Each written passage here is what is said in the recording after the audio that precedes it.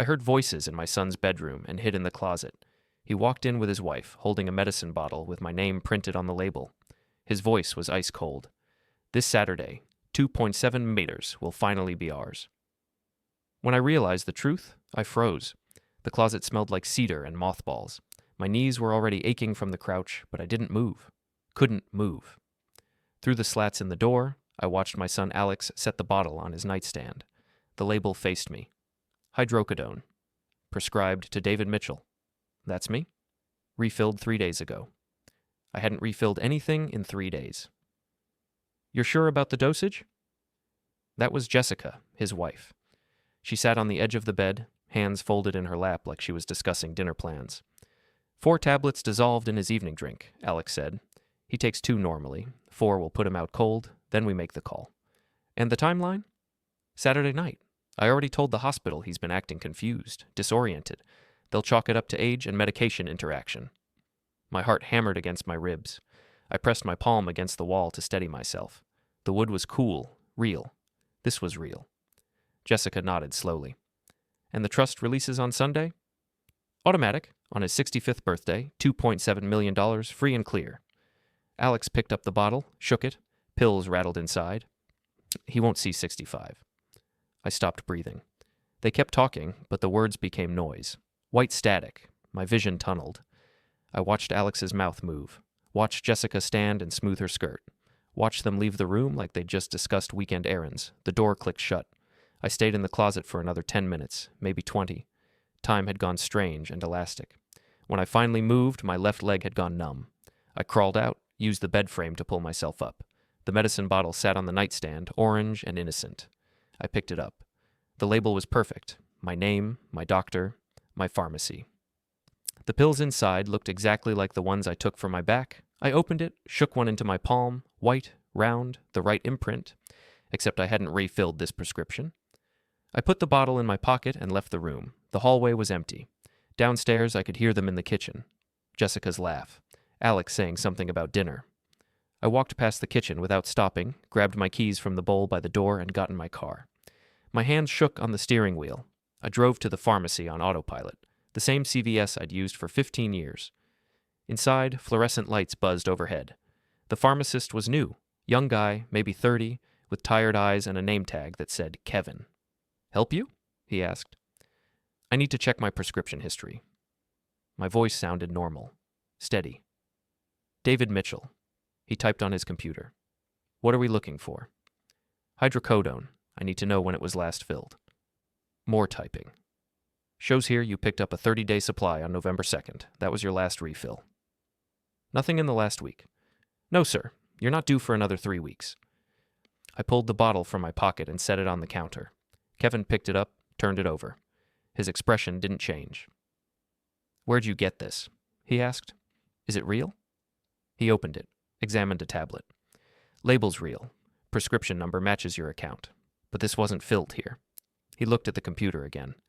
This number was used 6 months ago for a different medication. Can you tell me who picked it up? I can't give out that information. I leaned against the counter. Kevin. His eyes widened slightly. You need to call the police. I need to know who picked this up. We stared at each other. The pharmacy was empty except for us. Somewhere in the back, a printer hummed. I could lose my job, he said quietly. I could lose my life.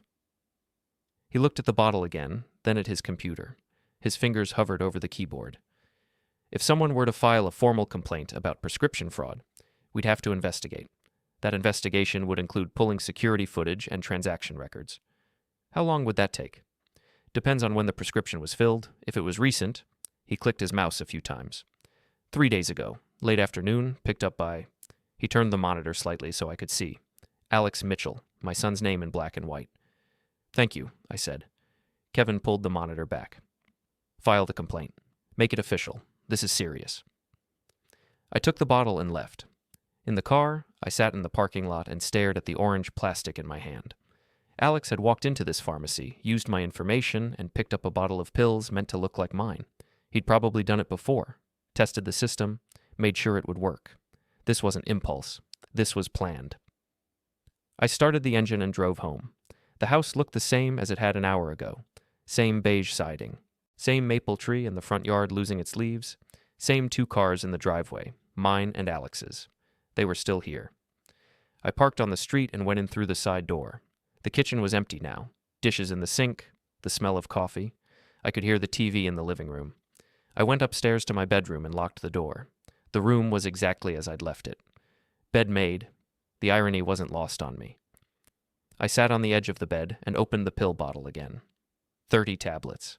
If what Alex said was true, 4 of these would put me out cold. Enough to call an ambulance. Enough to make it look like an accidental overdose or a medication interaction. How many times had they tried already? I thought about the last few weeks. The dizzy spell I'd had after dinner 2 Sundays ago. The night I'd woken up confused, unsure where I was. I'd blamed it on age, on stress, on the back pain that never quite went away. But maybe it wasn't age.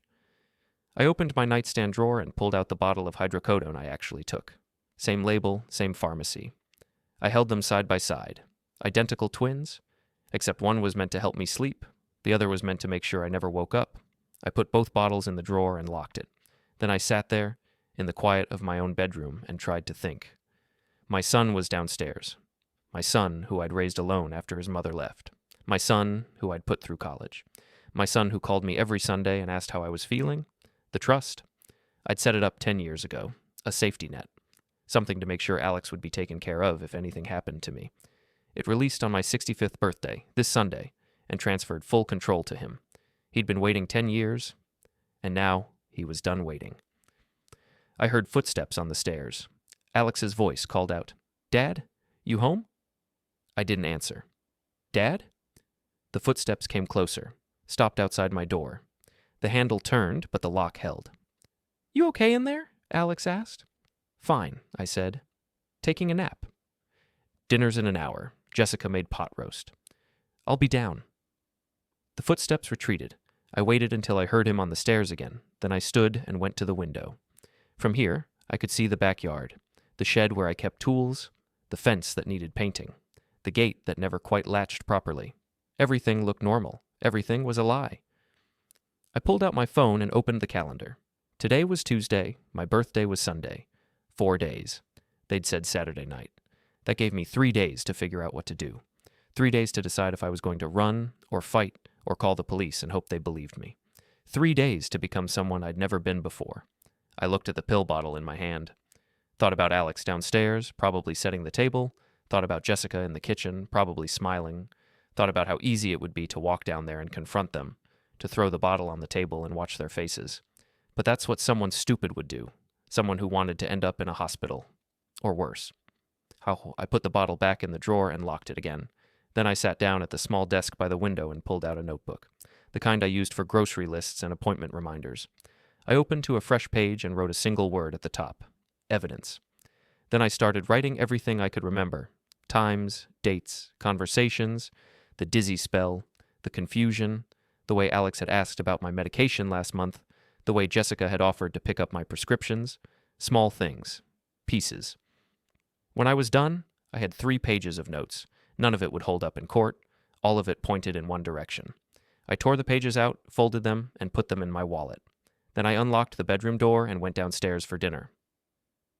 While you're here, hit the hype button, don't forget to subscribe, and support this channel with a like.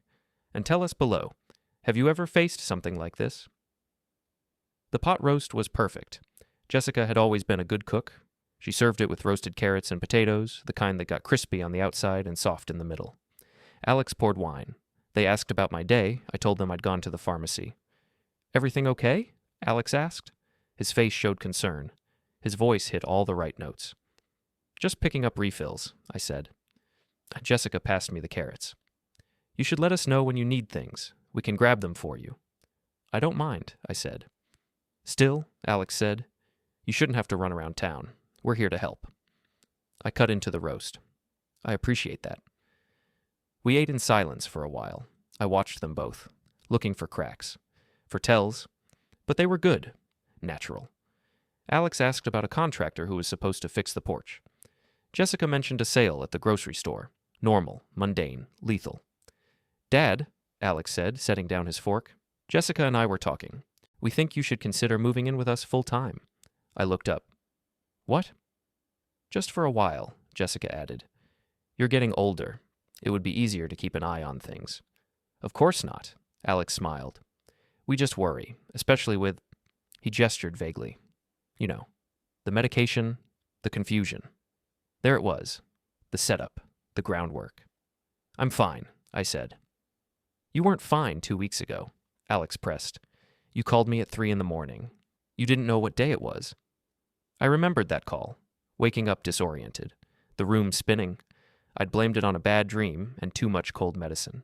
Now I wondered what I'd actually taken. That was one time, I said. It's been more than once. Jessica's voice was gentle, concerned. We care about you. We want to make sure you're safe. I finished my wine. I'll think about it. That's all we ask, Alex said. After dinner, I helped clear the table. Jessica washed dishes while Alex put away leftovers. I dried plates and stacked them in the cabinet. A perfect domestic scene. 3 people who cared about each other, except 2 of them were counting down the days until the third one died. I'm going to turn in early, I said. Long day. Of course, Jessica said. Sleep well. I went upstairs and locked my bedroom door again. Then I sat at the desk and pulled out my phone. I needed information, facts, something concrete. I started with the trust, pulled up the documents on my laptop, read through the terms. It was straightforward. The house, the investments, the life insurance, all of it. $2.7 million, like he'd said. But the birthday clause was different. On my 65th birthday, the trust released early, transferred control while I was still alive. I'd set it up that way as a gift, a way to help Alex start his life without waiting for me to die. Irony again. If I died before Sunday, he got everything as my heir. If I made it to Sunday, he got everything anyway. But I'd still be alive to see it, unless I wasn't. I clicked through more documents, found the life insurance policy. That explained the overdose angle. Make it look like an accident. Get the insurance payout on top of everything else. Smart, efficient, monstrous. I closed the laptop and looked out the window. Alex's car was still in the driveway. They were staying the night. They'd been doing that more often lately. Helping out, they said. Making sure I was okay. Making sure I was available. I pulled the fake pill bottle from my drawer and studied it again. The label was flawless. If Kevin hadn't checked the records, I never would have known. I could have taken 4 of these Saturday night, thinking they were my regular dose. Could have washed them down with the drink Alex would bring me. Could have closed my eyes and never opened them again. Simple, clean, untraceable, almost. I put the bottle back and pulled out the notebook again. Added more details, the dinner conversation, Jessica's offer to help, Alex's push for me to move in. Every piece fit the narrative they were building. The confused old man, the concerned family, the tragic accident. No one would question it. I wrote until my hand cramped, then I hid the notebook under the mattress. Old school, simple, effective. Then I lay in bed and stared at the ceiling, listening to the house settle. Somewhere downstairs, I heard Alex laugh. Jessica said something I couldn't make out. The TV droned on. I thought about calling the police, imagined the conversation. How do you know?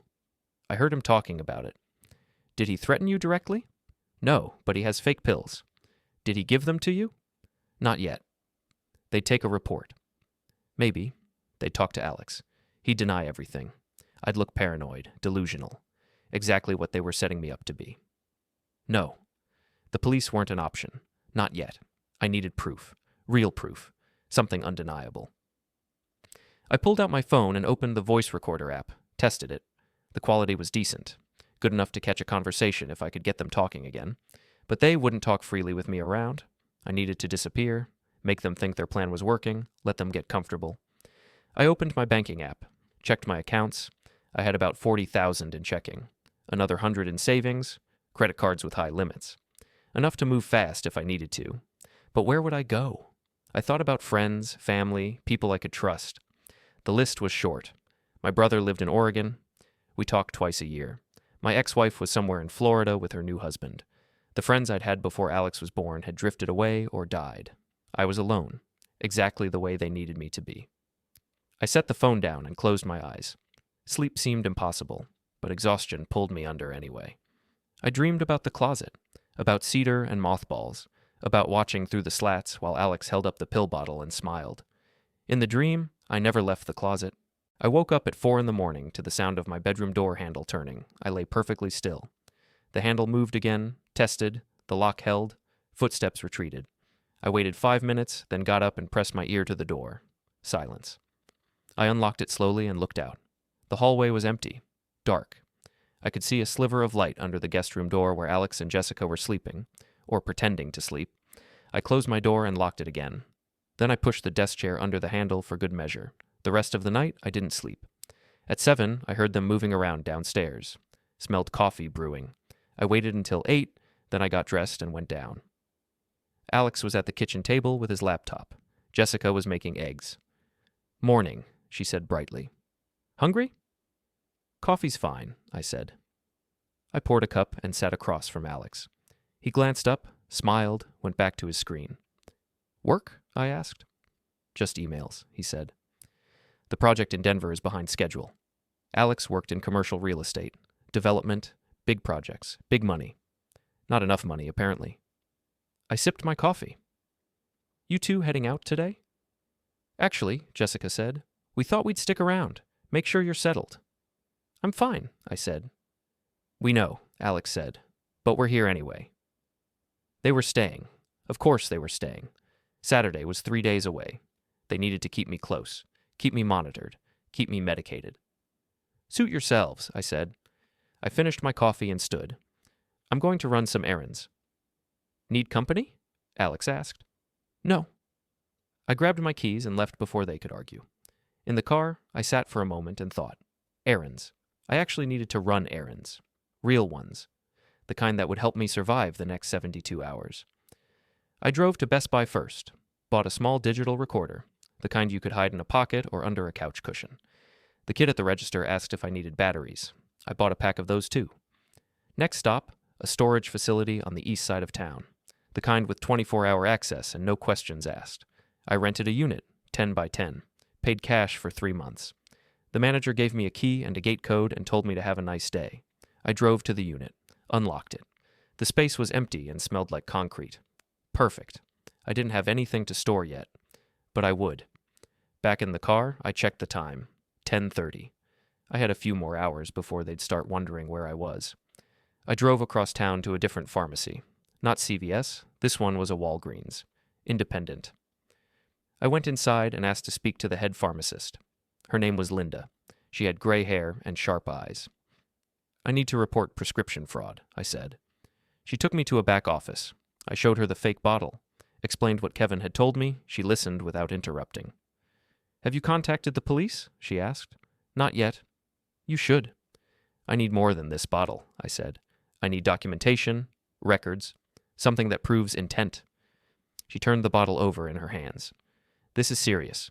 If someone is forging prescriptions in your name, they are, and they're planning to use them." She looked at me for a long moment. "I can pull a statewide report, see if there are other prescriptions filed under your name at different pharmacies, but it'll take a few days." "I don't have a few days." "How long do you have?" 3. She nodded slowly. "I'll put a rush on it. Check back tomorrow afternoon." "Thank you." I left the Walgregers and drove to a sporting goods store. Inside, I walked past the hunting section, past the camping gear, straight to the back corner where they kept self-defense equipment. I bought a can of pepper spray, a tactical flashlight, a small personal alarm. The cashier didn't ask questions. In the parking lot, I tested the pepper spray, a short burst. It worked. I put it in my jacket pocket and drove home. Alex's car was still in the driveway. I parked behind it and went inside. They were in the living room. Alex on his laptop. Jessica reading a book. They looked up when I entered. "Good errands?" Jessica asked. "Fine," I said. I went upstairs to my room, locked the door, took the digital recorder out of its packaging and tested it. Clear audio, sensitive mic. I tucked it into my pocket and went back downstairs. "I'm making lunch," I announced. "Anyone want anything?" "We're good," Alex said. I went to the kitchen and made a sandwich. While I ate, I watched them through the doorway. They were talking quietly. I couldn't hear the words, but I could see their faces. Serious, focused, planning. I finished the sandwich and cleaned up. Then I walked into the living room and sat in the chair across from them. "We need to talk," I said. Alex closed his laptop. "About what?" "The trust." Jessica set down her book. Her expression didn't change. "What about it?" Alex asked. I'm thinking of restructuring it, I said. Maybe delaying the transfer. Another 5 years. The silence was sharp. Alex's jaw tightened. Why would you do that? He asked. I'm not sure I'm ready to let go of control yet, I said. Financially speaking. Dad, Alex said slowly, we've talked about this. The trust was set up for a reason. I know, and I'm reconsidering. Jessica leaned forward. Is this about money? Are you worried about something? I'm 64, I said. I'm worried about everything. Alex stood, paced to the window. You can't just change the terms now. The paperwork is done. It releases on Sunday. I can amend it, I said. I talked to my lawyer. I hadn't, but I would. When? Jessica asked. This morning. Alex turned. You talked to Gordon? Gordon was my estate attorney. We'd worked together for 20 years. Yes, I lied. Alex pulled out his phone, started typing. What are you doing? I asked. Calling him. He's in court today. Alex looked at me. How convenient. I shrugged. Call him tomorrow. Ask him yourself. The tension in the room was thick enough to cut. Jessica stood and put a hand on Alex's arm. Let's not do this now, she said softly. Your dad's allowed to change his mind. It's not about changing his mind, Alex said. It's about stability, planning. We've structured our lives around this. Your lives? I asked. Or your finances? Alex's face went red. That's not fair. Isn't it? We stared at each other. For a moment, I thought he might actually say something real, something true. But Jessica squeezed his arm and he exhaled. Fine, he said. Talk to Gordon. Figure out what you want to do. But don't jerk us around, Dad. We deserve better than that. I stood. You deserve exactly what you've earned. I left them there and went back upstairs. My hands were shaking. I locked the door and sat on the bed. The recorder in my pocket was still running. I pulled it out and played it back. The audio was clear. Alex's anger, Jessica's mediation, my accusation. It wasn't a confession, but it was something. I labeled the file and saved it. Then I hid the recorder in my nightstand drawer with the pill bottles. Outside my window, I heard Alex's car start. The engine revved. Tires on gravel. They were leaving. I went to the window and watched them drive away. Good. I needed space. Time to think. I pulled out my phone and called Gordon's office. His secretary answered. Is he available? I asked. He's with a client. Can I take a message? Tell him David Mitchell needs to see him tomorrow. First thing. It's urgent. I'll let him know. I hung up and sat back down at the desk, pulled out the notebook from under the mattress and added more notes. The conversation, Alex's reaction, the way Jessica had stepped in, patterns, behaviors, evidence. Tomorrow I'd talk to Gordon, get the trust amended, make it real, and then I'd see what they did when their timeline collapsed. I spent Friday night in the storage unit, uncomfortable, cold, but safe. At dawn, I woke with a plan forming, not fully shaped yet, just edges and angles. But it was something. Saturday. I'd give them what they wanted, just not the way they expected. I drove to a surplus store and bought a few things. A cheap laptop, a portable Wi-Fi hotspot, a small camera with a long battery life. Then I drove to my house. Alex's car wasn't there. Good. I parked down the street and watched for 20 minutes. No movement. No one home. I went inside through the back door. The house was quiet. Nothing seemed disturbed. In my bedroom, I set up the camera in the corner, angled it toward the bed, tested the feed on my laptop. Clear image. Audio was decent. I hid the laptop in the closet, the same closet where this all started. Then I went to the medicine cabinet, found my real hydrocodone, the legitimate prescription. I took 2 pills out and put them on my nightstand, next to a glass of water. Stage set. I left the house the same way I came in. I drove back to the motel, different one this time, paid cash, asked for a room on the ground floor. Inside, I connected to the camera feed. The image was grainy but functional. I could see my bedroom, the bed, the nightstand, the pills. Now I waited. Hours passed. I ordered pizza, ate it cold, watched the screen. At 7 p.m., movement. The bedroom door opened. Jessica came in first. She looked around, checked the bathroom, the closet, then she walked to the nightstand, picked up the pill bottle I'd left there, the real one. She unscrewed the cap, shook pills into her hand, counted them. Then she pulled a different bottle from her purse, Swapped 6 pills, put the real ones in her purse, put the fake ones in my bottle. The whole thing took 30 seconds. She left the room. I watched the feed, heart pounding. 10 minutes later, Alex came in. He went straight to the nightstand, picked up the water glass, looked at it, set it down. Then he pulled a small vial from his pocket. Clear liquid. He opened it and poured a few drops into the water, swirled the glass, set it back down. He looked around the room one more time, then left. I had it. All of it. On camera. They just handed me everything I needed. I saved the video file to 3 different locations: cloud storage, USB drive, email draft. Then I called Gordon on the burner. "I have proof," I said. "What kind of proof?" "Video. Jessica swapping my pills, Alex drugging my water." "How did you get that?" "Hidden camera." "David, don't. Just tell me what to do with it." He was quiet for a moment. "Bring it to the police. Tonight. File a formal report. Press charges." "Not yet." "Why not?" "Because I want them to think it worked." "What?" "I want them to think I took the pills, drank the water, that their plan succeeded."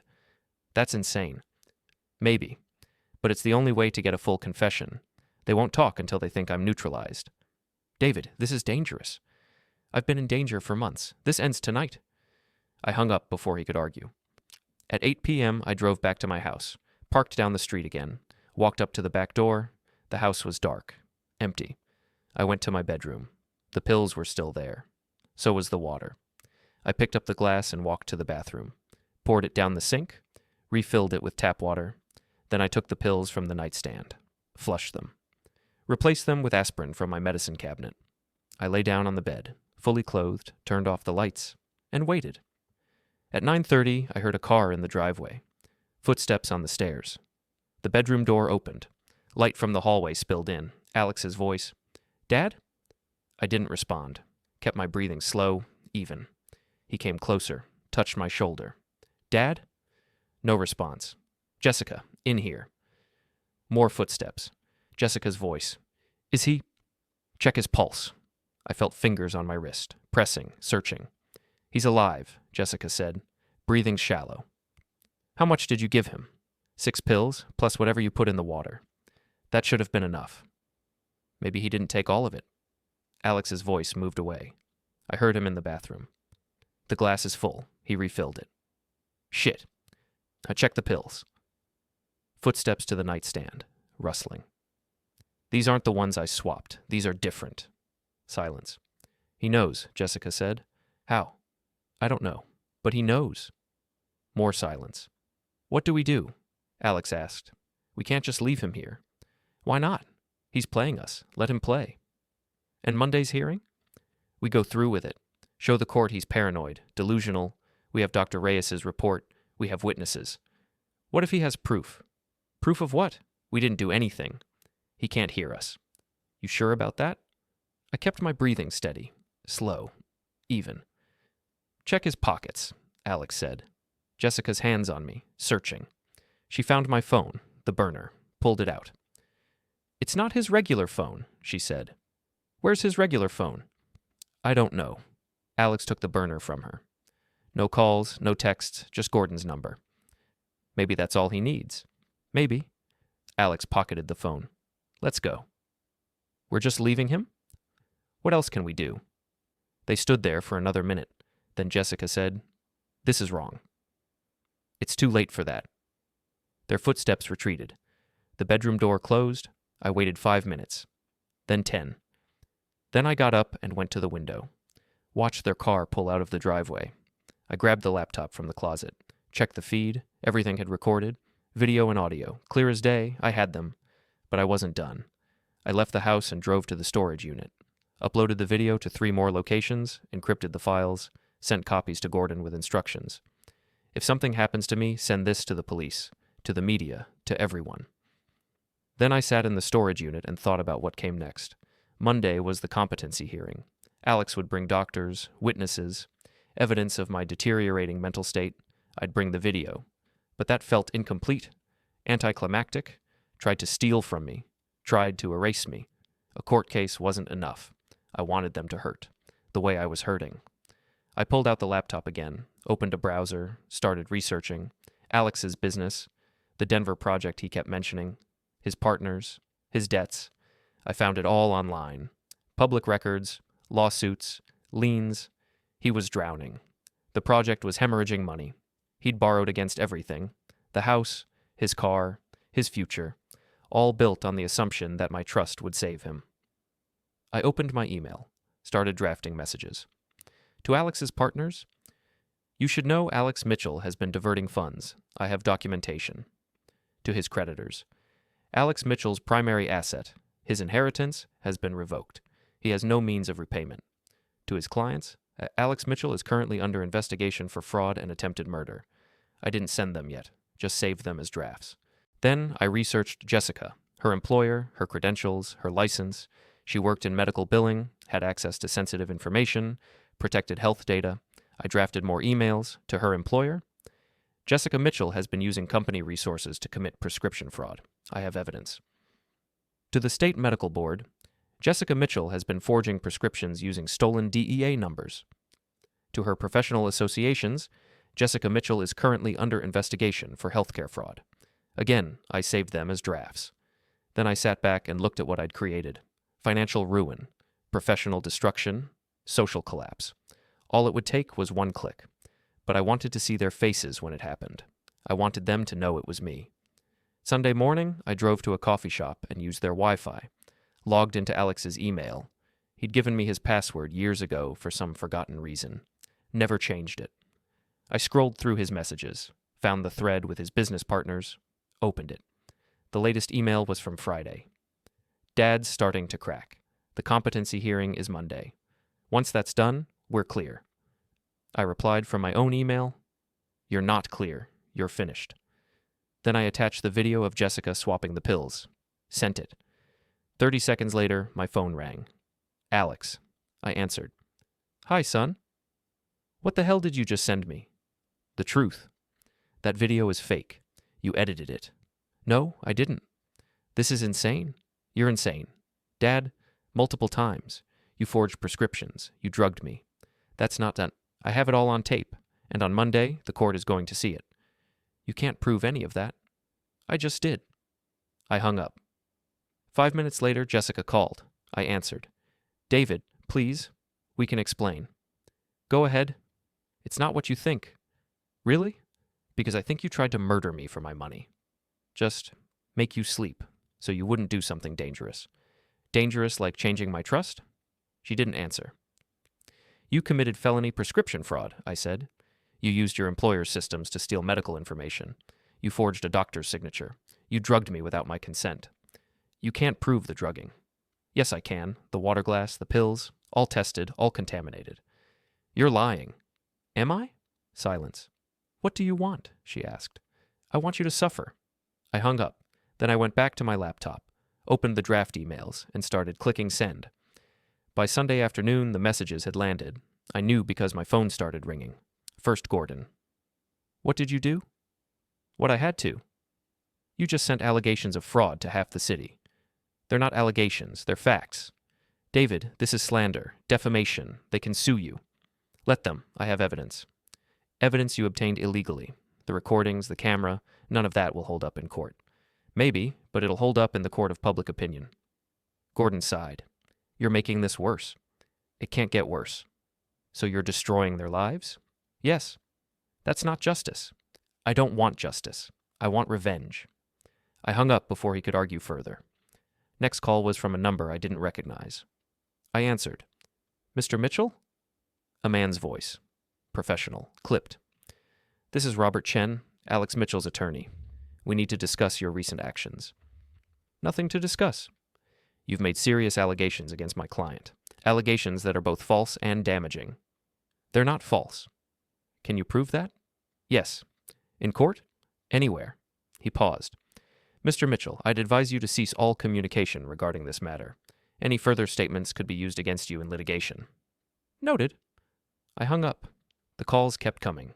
Jessica's employer, Alex's business partners, the medical board. I ignored them all. At 4 p.m., there was a knock on my motel room door. I looked through the peephole.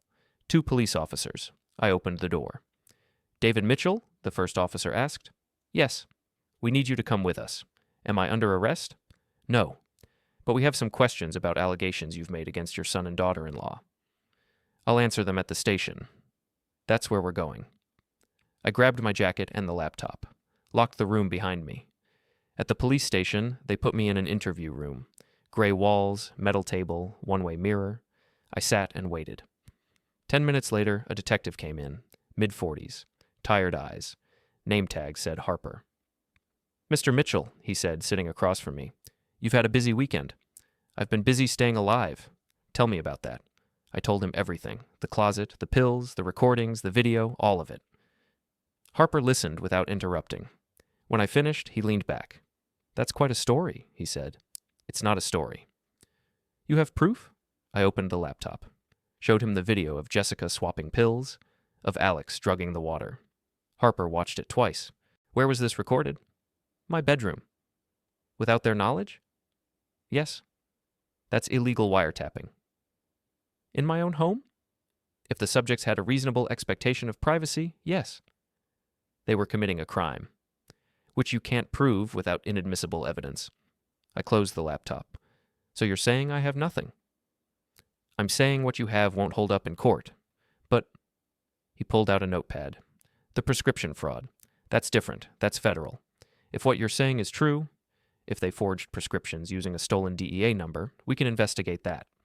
How long will it take?" "Weeks, maybe months." "I don't have months." "Then you should have come to us sooner." I stood. "Am I free to go?" "For now, but don't leave town, and stop sending those emails. You're opening yourself up to lawsuits." "I'll take my chances." I left the station and drove back to the motel. My phone was full of missed calls, voicemails, texts. I ignored all of them. Instead, I opened my laptop and looked at the video again. Jessica, Alex, both of them so casual, so confident. They thought they'd won. But they hadn't seen what was coming. Monday morning, I put on my best suit, the one I wore to funerals, dark gray, white shirt, black tie.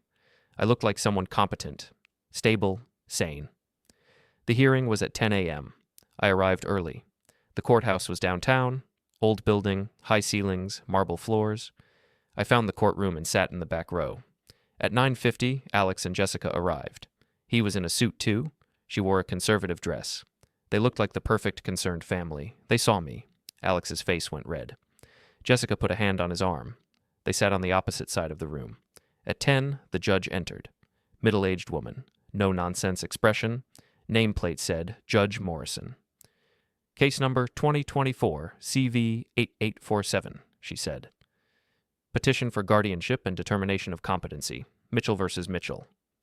Alex's attorney stood. The same Robert Chen who'd called me. "Your Honor, we're here today because my client is deeply concerned about his father's mental state. David Mitchell has exhibited signs of paranoia, delusion, and irrational behavior. We believe he is a danger to himself and others, and we're asking the court to appoint a guardian." Judge Morrison looked at me. "Mr. Mitchell, do you have representation?" Gordon stood from the row behind me. I hadn't seen him come in. "I'm representing Mr. Mitchell, Your Honor, Gordon Reeves." The judge nodded. "Mr. Reeves, your response?"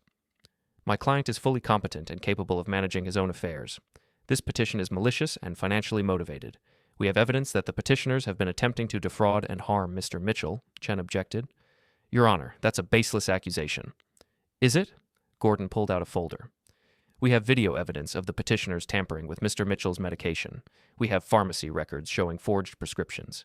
We have audio recordings of them discussing plans to incapacitate Mr. Mitchell for financial gain." Morrison raised her hand. "Slow down. What evidence?" Gordon handed copies to the bailiff. "Video footage from Mr. Mitchell's home security system. Audio recordings from conversations in his home. Pharmacy records showing fraudulent prescriptions filed under his name." Chen stood. "Your Honor, these recordings were made without my client's knowledge or consent. They're inadmissible." "That's for me to decide," Morrison said. "Let me see them." The bailiff gave her the folder. She opened it, watched the video on a tablet, listened to the audio. The courtroom was silent. When she finished, Morrison set down the tablet and looked at Alex and Jessica. "Is this you in the video?" she asked. Jessica's face was pale. "Your Honor, we can explain. Is this you?" "Yes, but did you tamper with Mr. Mitchell's medication?" Alex stood. "We were trying to help him. He was acting erratically. You thought drugging him without his knowledge was appropriate?" We were scared. He was talking about changing his trust, cutting us off. So this is about money. Silence. Morrison closed the folder. I'm denying this petition. Mr. Mitchell is clearly competent and rational. Furthermore, I'm referring this matter to the district attorney's office for investigation. What I've seen here suggests criminal activity. Chen started to object, but Morrison cut him off. We're done here. Bailiff, please escort the petitioners to holding while we contact the DA. 2 officers stepped forward. Alex backed away. Your Honor, this is a misunderstanding. You tampered with medication. You forged prescriptions. You attempted to defraud an elderly person. That's not a misunderstanding. That's a crime. The officers took Alex by the arms. He struggled. Dad, please, tell them. Tell them it's not what they think. I stood and looked at him. My son. The boy I'd raised. It's exactly what they think, I said. Jessica didn't fight. She just stood there as they cuffed her, eyes on the floor. As they led them out, Alex turned back. You're going to regret this. I already do, I said. I regret ever trusting you. The courtroom emptied. Judge Morrison gathered her files. Mr. Mitchell, she said, you did the right thing. Did I? Your son tried to hurt you. You protected yourself. I destroyed him. He destroyed himself? She left. Gordon put a hand on my shoulder. It's over. Is it? The DA will prosecute. You're safe now. I looked around the empty courtroom, thought about what came next. Trials, testimony, my son in prison. I don't feel safe, I said. Gordon didn't have an answer for that. Outside the courthouse, reporters were waiting. Someone had leaked the story. Cameras, microphones. Questions shouted from every direction. Mr. Mitchell, how long did you know? What's next for your family? I pushed through them without answering, got to my car, drove away. Back at the motel, I sat on the bed and stared at the wall. It was done. Alex and Jessica were in custody. The trust was protected. I was alive. So why did I feel empty? My phone rang. The burner. Unknown number, I answered. Mr. Mitchell? A woman's voice. This is Sarah from Channel 7 News. We'd like to interview you about... I hung up. Another call. Another reporter. I turned off the phone. In the silence, I thought about Alex's face when they'd put the cuffs on him. The shock. The betrayal. Like I'd been the one to hurt him. Maybe I had. Maybe we'd both hurt each other until there was nothing left but wreckage. I lay back on the bed and closed my eyes. Tomorrow I'd go home, pack up the house, put it on the market, start somewhere new. But tonight, I just wanted to sleep. I didn't go home the next day, or the day after that. I stayed in the motel room, ordering takeout and watching news coverage of the arrest. Every channel had a version of the story. Son attempts to murder father for inheritance. Prescription fraud ring busted. They made me sound like a hero. I didn't feel like one. Gordon called Wednesday morning. The DA wants to meet with you. When? This afternoon, 2 o'clock. I showed up early. The DA's office was in the same building as the courthouse. Fluorescent lights, government furniture, the smell of old coffee. The DA was younger than I expected, maybe 40. Sharp suit, sharper eyes. Name was Patricia Vega. Mr. Mitchell, she said, shaking my hand. Thank you for coming in. We sat in her office. She had a file in front of her, thick, full of papers. I've reviewed your case, she said. What your son and daughter-in-law did is prosecutable. Multiple felonies, prescription fraud, attempted poisoning, conspiracy. Good. But there are complications. Such as? The recordings, the video. Your attorney is right that they're admissible since it was your home. But defense will argue entrapment. They'll say you set them up. They set themselves up. I agree, but a jury might not see it that way. She leaned forward. Here's what I'm thinking. We charge them with the prescription fraud first. That's federal. Solid case. Hard to defend. We get convictions there, then we leverage those convictions for a plea deal on the attempted poisoning. How long would they serve? Prescription fraud alone? 5 to 10 years. Add in the conspiracy charges, maybe 15. 15 years. Alex would be middle-aged when he got out. Jessica would be starting over. What do you need from me? I asked. Testimony, records, everything you have. You have it already. I need you willing to testify in court, under oath, in front of a jury. I'll do it, I said. Vega nodded. Trial date will be set for early next year. Until then, stay available. Don't leave the state. I'm not going anywhere. I left her office and walked to the parking garage. The sky was gray, rain coming. My phone rang, the burner. Gordon. How'd it go? He asked. She's moving forward. Trial in a few months. Good. Listen, there's something else. The insurance company called. Your beneficiary change went through. Alex is off the policy. Who's on it now? The charity, like you requested. I'd forgotten about that. Seemed like years ago. Thanks, I said. David, are you okay? Why wouldn't I be? Because your son is in jail and you're about to testify against him in a criminal trial. I'm fine. You don't sound fine. I hung up. At the motel, I packed my things. I couldn't stay here forever, and I couldn't go back to the house. Not yet, maybe not ever. I drove to the storage unit, unlocked it, looked at the boxes I'd packed. My whole life. I picked up the photo album, flipped through it again. Alex at every age, smiling, happy. What had gone wrong? When had the switch flipped from love to greed? I closed the album and put it back. Then I grabbed the box with my important documents. Birth certificate, passport, deeds, all of it. I loaded it into the car and drove west. I ended up in a town 2 hours away. Smaller than the city, quieter. The kind of place where people minded their own business. I found an apartment for rent, month to month, furnished. The landlord didn't ask questions when I paid cash. The place was small, 1 bedroom, kitchenette, a window that looked out on a parking lot. It was perfect. I spent the next week settling in, bought groceries, set up utilities, changed my mailing address. Gordon called every few days with updates. The trial was scheduled for March. Alex and Jessica had been denied bail. They were in county jail awaiting trial. They're trying to negotiate a plea, Gordon told me. Reduce charges in exchange for guilty pleas. What are they offering? 5 years each? Eligible for parole in 3. No? David? No deals. They go to trial. That's not your decision. Yes, it is. I'm the victim. I get a say. Gordon sighed. I'll tell Vega, but she might take the plea anyway. It's easier than a trial. Nothing about this has been easy. I hung up and stared out the window. The parking lot was empty except for my car. 3 years. Alex would do 3 years and walk out. Back to his life, back to normal. That wasn't enough. I pulled out my laptop, started researching civil suits, emotional distress, financial damages. I could sue them separately, take whatever they had left after the criminal case. I called Gordon back. Oh, I want to file a civil suit, I said. For what? Everything. Emotional distress, attempted harm, fraud. You won't get much. They're broke. I don't care about the money. I want them buried. David, this is vindictive. Yes, it is. Gordon was quiet for a long moment. I'll draft the paperwork. The civil suit was filed in December. Alex and Jessica were served in jail. Their attorney tried to get it dismissed. Motion denied. Trial was set for April, right after the criminal case. I was building a timeline. Criminal trial in March, civil trial in April, sentencing after that. By summer, it would all be over. I spent the holidays alone in the apartment. Christmas came and went. No tree, no decorations, just another day. Gordon called on New Year's Eve.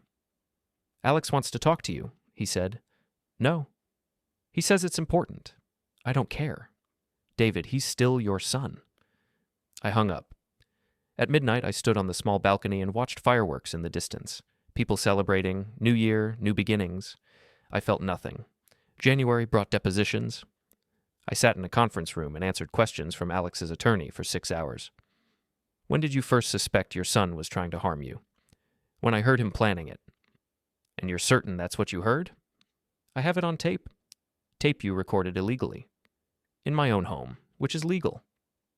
Back and forth, the attorney trying to poke holes, me holding steady. At the end, he leaned back and smiled. You know, Mr. Mitchell, you could end all of this. Drop the charges, let your son go home. He doesn't have a home. I sold it. The smile faded. You sold your house? Last month. Didn't need it anymore. I'd listed it in November, sold it in 3 weeks, used the money to set up a new trust, one Alex would never see. The attorney shuffled his papers. We're done here. I left feeling lighter. February was quiet. Pre-trial motions, evidence hearings, legal maneuvering I didn't understand and didn't care about. Gordon handled it all, kept me updated, prepared me for trial. The jury will want to see you as sympathetic, he said, a father wronged by his son. I am a father wronged by my son. Then show them that. Don't be cold, don't be angry, be hurt. I didn't have to fake it. Trial started the first week of March. I sat in the front row, behind the prosecution. Alex and Jessica were led in wearing orange jumpsuits. They looked thinner, tired. Jessica's hair had grown out. Alex had a beard. They didn't look at me. The prosecution's opening statement was clean, simple. This is a case about greed. Two people who decided a man's life was worth less than his money. They planned it. They executed it. They would have succeeded if David Mitchell hadn't been smart enough to catch them. The defense countered with confusion and misunderstanding. My clients were trying to help, to protect. They made mistakes, yes, but murder? No, never. It was garbage. The jury saw through it immediately. Over the next 2 weeks, the prosecution laid out everything, the pharmacy records, the forged prescriptions, the video, the audio. Dr. Brennan testified about his stolen DEA number. Kevin from CVS testified about the fake prescriptions. Linda from Walgreens testified about the pattern of fraud. I testified last. Mr. Mitchell, Vega asked, can you tell the jury what you heard that night in the closet? I told them. Every word. Alex's voice, Jessica's questions, the bottle with my name. How did that make you feel? Betrayed, terrified, alone. Why didn't you confront them immediately? Because I knew they'd deny it. I needed proof. And you got that proof? Yes. She showed the jury the video. Jessica swapping pills, Alex drugging water. The jury watched in silence. A few shook their heads. The defense tried to break me on cross-examination. Mr. Mitchell, isn't it true you have a contentious relationship with your son? Before that? Before that, I thought we were fine. You cut off his inheritance. I amended my trust. That's my right. A trust you'd promised him. A trust I created. That I controlled. That I could change. Isn't it possible you misunderstood what you heard? I have it on tape. Tape you recorded secretly. In my own home. Round and round, but I didn't break. Closing arguments were March 15th. The jury deliberated for 6 hours. Guilty on all counts. Alex's face went white. Jessica started crying. I felt nothing. Sentencing was set for April. The civil trial started 2 weeks after the criminal verdict. Same courthouse, different courtroom. By now, the story had spread. National news, true crime podcasts. People recognized me in the grocery store. I avoided everyone. The civil trial was faster. Most of the evidence had already been admitted in the criminal case. We just had to prove damages. Gordon put me on the stand again. Mr. Mitchell, how has this affected your life? I had to leave my home, change my name on accounts, look over my shoulder constantly. I lost my son, my family, everything. What damages are you seeking? $5 million, Alex's attorney objected. Your Honor, the defendants have no assets. This is punitive. Yes, I said. It is. The judge allowed it. The jury deliberated for 2 hours, awarded me $7 million, money I'd never see. But it didn't matter. Alex and Jessica now owed me more than they'd ever make in their lifetimes. Even after prison, the debt would follow them, garnished wages, seized accounts, forever. Sentencing for the criminal case happened the next day. Judge Morrison presided, same judge from the competency hearing. She looked at Alex and Jessica with something close to disgust. You betrayed a fundamental trust, she said. The bond between parent and child, between family members.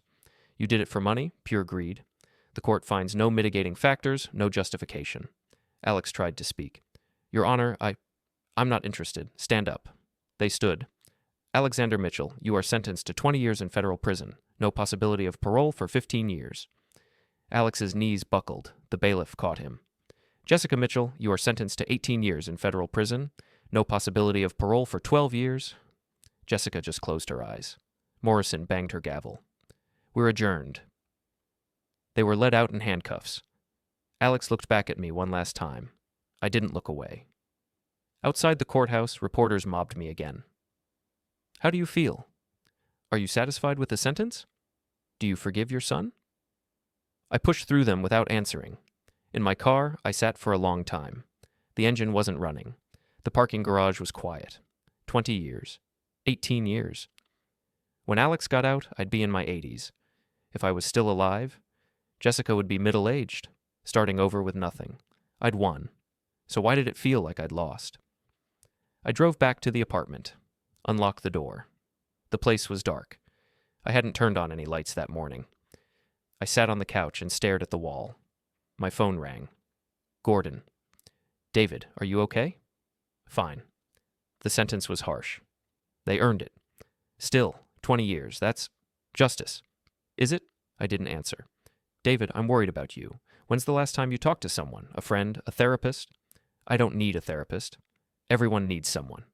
I'm fine alone. Gordon sighed. Call me if you need anything. I hung up. The apartment was silent.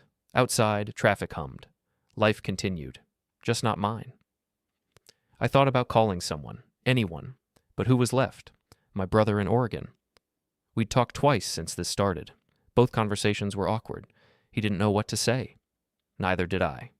Old friends had reached out after the news broke, expressed sympathy, asked if I needed anything. I'd ignored them all. Because what could they give me? My son back? My family? My old life? None of it existed anymore. I stood and went to the window, looked out at the parking lot. Tomorrow I'd wake up, make coffee, eat breakfast, go through the motions. The day after, same thing. And the day after that. Years of this. Decades, maybe. Alone in an apartment, living off a fortune I didn't need, watching the world move on without me. This was my victory. This was my revenge. And it tasted like ash. I spent the next few weeks in a fog. Days blurred together. I stopped watching the news, stopped checking my phone. Gordon called a few times. I didn't answer. The apartment became a cell. Same walls, same routine. One morning, I woke up and couldn't remember what day it was. Tuesday, Thursday, did it matter? I made coffee, sat at the kitchen table, stared at nothing. My phone buzzed. A voicemail from a number I didn't recognize. I almost deleted it, but something made me listen. Mr. Mitchell, this is Father Thomas from St. Catherine's. I know we haven't met, but I've been following your story. If you ever need someone to talk to, my door is open. A priest, offering comfort. I deleted the message. But an hour later, I found myself driving to St. Catherine's. The church was small, stone building, quiet neighborhood. I parked and sat in the car for 10 minutes before going inside. The sanctuary was empty. Pews in neat rows, sunlight through stained glass windows. A man in clerical collar appeared from a side door. Mid-60s, kind eyes. David? He asked. How'd you know? You look like someone carrying the weight of the world. He extended his hand. Father Thomas. We shook. I'm not religious, I said. That's okay. Neither am I some days. He led me to his office. Small, books everywhere. We sat. What brings you here? He asked. I don't know. Fair enough. He waited. I looked at the books. The diplomas on the wall, the cross above his desk. I destroyed my son's life, I said. Did you? He's in prison for 20 years because of me. I could have stopped it earlier. I could have. Could have what? Let him succeed? I didn't answer. David, Father Thomas said gently, what happened to you was evil. What you did in response was self-preservation. It was revenge. Perhaps. But you're still here. You didn't become what he was. Didn't I? We sat in silence. I don't feel like I won, I said finally, because winning isn't supposed to hurt this much. So what do I do? That's up to you. But sitting alone in an apartment waiting to die isn't living. What is? He smiled. That's the question, isn't it? I left the church an hour later. No answers. Just questions. But driving back, I realized something. I didn't want to die alone in that apartment. I didn't want Alex's last memory of me to be this broken version. I wanted to live. Actually live. I pulled into a parking lot and made a call. Gordon. David, I've been trying to reach you. I know. I'm sorry. Are you okay? No, but I will be. What do you need? Help finding a new place, something bigger, maybe near people. Gordon was quiet for a moment. Okay, I can do that. And I want to set up a foundation. Something good. Use the money for something that matters. Like what? I don't know yet, but not this. Not sitting on it while I rot. I'll make some calls. Thank you. I hung up and sat there. The parking lot was busy. People coming and going, living their lives. I wanted that. I started the car and drove. Not back to the apartment. East, toward the city, toward noise and people and life. I found a coffee shop, went inside, ordered a latte, sat by the window. A woman at the next table smiled at me. Beautiful day? It is, I agreed, and I meant it. Over the next month, things shifted. Gordon found me a condo downtown, 2 bedrooms, city views.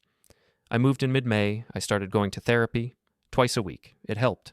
Slowly, I set up the foundation, focused on elder abuse prevention, helping others who'd been taken advantage of by family. It felt right.